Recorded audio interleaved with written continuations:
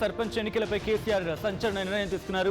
ఇక్కడ ఏకగ్రీవమైన గ్రామ సర్పంచ్లకు సంబంధించి వాళ్ళతో భేటీ అయ్యారు ఆయన. దానికి సంబంధించిన బిగ్ బ్రేకింగ్ న్యూస్ చూస్తున్నారు. ఫామ్ హౌస్ లో బీఆర్ఎస్ అధినేత సమావేశమయ్యారు. గజ్వేల్ నియోజకవర్గ పరిధిలోని ఎర్రవెల్లి, నరసన్నపేట నూతన సర్పంచ్ వార్డు మెంబర్లకు సన్మానం చేశారు ఆయన. గ్రామాల్లో ఎన్నికల తీరుపై కూడా కేసీఆర్ ఆరా తీశారు. వచ్చేది మన ప్రభుత్వమే అంటున్నారు మాజీ ముఖ్యమంత్రి.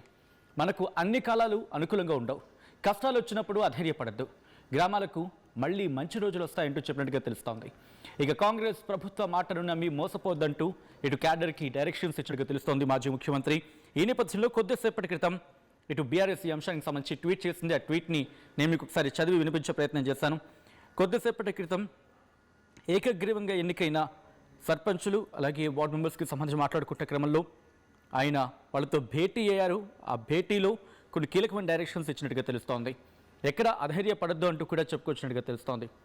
సో ఈ క్రమంలోనే గత 10 ఏళ్ల బీఆర్ఎస్ పాలనలో నూతన తెలంగాణ రాష్ట్రంలోని గ్రామాలన్నీ స్వయం సమృద్ధి చెంది స్వయం పాలిత కేంద్రాలుగా, గ్రామీణ ఆర్థిక వ్యవస్థలుగా వర్ధిల్లాయని, దళిత, గిరిజన, బహుజన, మహిళా వర్గాలకు, కుల వృత్తులకు, గ్రామీణాభివృద్ధికి నాటి బీఆర్ఎస్ ప్రభుత్వం అందించిన ప్రోత్సాహం, అమలు చేసిన పథకాలు, పల్లె ప్రగతి అందించిన ఆర్థిక సహకారం తెలంగాణ పంచాయతీరాజ్ వ్యవస్థలో బలోపేతానికి తోడ్పాటు అందించాయని, తాను దార్శనికతో సీఎంగా చేపట్టిన పాలనా సంస్కరణలు దేశానికి ఆదర్శంగా నిలిచాయని తెలంగాణ తొలి ముఖ్యమంత్రి బీఆర్ఎస్ అధినేత కేసీఆర్ తెలిపారంటూ కూడా. సో ఈ నేపథ్యంలో ఒక సుదీర్ఘమైన ట్వీట్ చేసుకొచ్చింది బీఆర్ఎస్.